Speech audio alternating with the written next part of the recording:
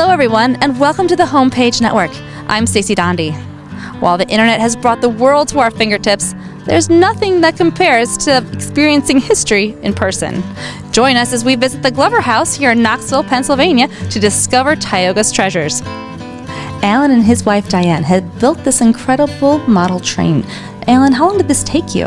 Well, this took us 10 winters, and we worked on it right after my retirement, so it's pretty much involved about a 3 to 4 month project every year with grandkids and the help of the kids also. Yes. What inspired you to start this project? Well, I always wanted a model train, okay, and when I was growing up I had one out for Christmas for 2 weeks, but there was no room in the house, so it had to go down. You only could play with it for a couple of weeks a year. That was always been a desire. Well, Diane knew this through the years, and she was very supportive of the thought. And when it came to retirement, I thought, I'd like to build a model railroad. And I started with just a small round card table, had a little train going around in an oval. And she said, we kicked it around as to what we could do, when one morning she said, why don't we do Knoxville? Well, jeepers, I jumped on that because I have it all in my head. Sure. You grew up in Knoxville. And I grew up in Knoxville. Alan, is your childhood home here? This is where I grew up. And I have 3 sisters, and the family homestead was here. Our grandparents lived here. And this particular area is the focal point of the railroad model layout. The depot, which we lived right next door to, was where we all gathered. As the train went each day, so we went. So we had to, in the model, we had to do it, and we did it accordingly to almost per scale. We got Mother at the clothesline wash, we got Dad with his garden, we got fruit trees on the lower 40, and that's the focal point of our work and our endeavor. And then it expanded to the rest of the community. We laid it out in scale to HO, so that we could incorporate some businesses, more houses, the streets. We have a fire hydrant system, the fire departments, and pretty much the businesses are all here. And so that's where it came from. In Knoxville, when something happened, the community was there, okay? Sunday afternoon, there would be cars lined around the ball diamond, how the horns would blow when somebody would get an extra base hit or a home run. There were home runs.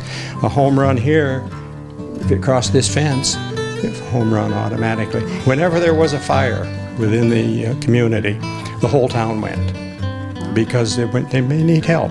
In a lot of cases, it was moving furniture. Get it out before a fire, spread. A community that was very interested and very helpful. In the communities, there were 2 or 3 churches, and it seemed like the whole town belonged to one of them. Good place to grow up.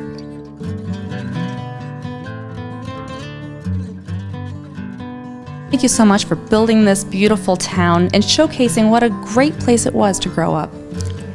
It was fun, and we enjoyed it. And today, we reminisce, and we feel that what we've done not only was appreciated by those that have gone before us, but the blessings that we are bringing to the community, that people can take a little trip down memory lane and come back to Knoxville and just see how it was in the 50s and in those years to grow up.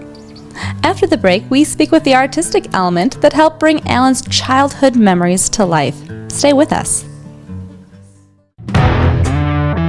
Looking for your favorite men's sportswear brands? Check out our selection of Woolrich, Columbia, Pendleton, Carhartt, and Under Armour. We've handpicked the best of the best just for you. Come find out why the locals say there's something about Dunham's men's department.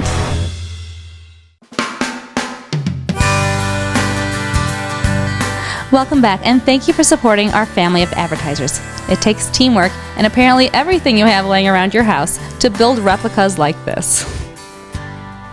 Diane Forsberg started building this train for her grandchildren and was able to use her background in home economics. How did you use that to build these replicas? Well, we tried buying little structures and putting them together, but they didn't look like the homes in Knoxville. And so then we said, oh, there must be something else. So we went to a train store, and they had a material called Plastrux. It comes in 5.5 by 11 sheets. And we were able to use these by cutting them and building them into the house. We started first by taking a photograph of a building, and this is Leathers Hardware, which is across the street from the building we're in here now.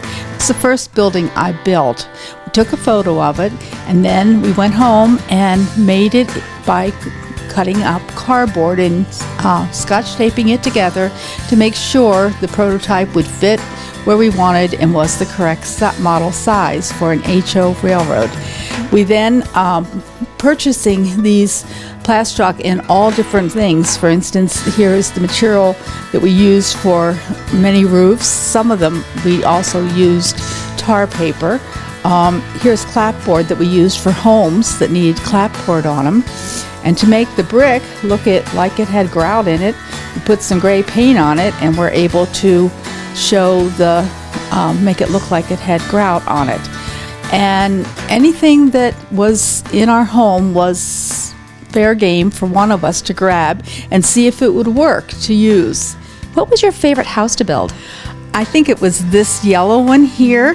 It was known as a Dearman house in the 50s, and a family of 4 lived in there, Mr. and Mrs. Dearman and their 2 daughters. And it just was a fun house to build because, first of all, it was sunny yellow. Secondly, it had a lot of funny details for me to work with. I especially enjoyed trying to create the little garage roof top there, and getting the pillars straight in the front was no easy matter. But it was just a fun house to build. You'll note the library over there, that also had some interesting features. People say, well, how did you build that, Diane? How did you get the turret? Well, that's a toilet paper roll.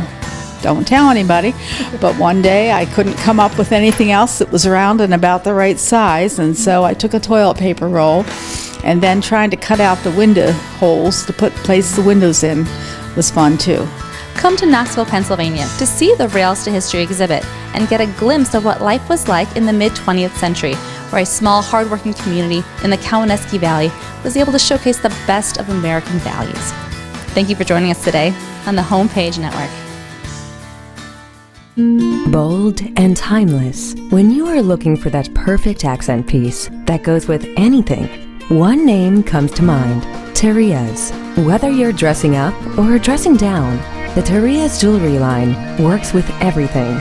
Quality, handcrafted jewelry that will complement any outfit. Terrias.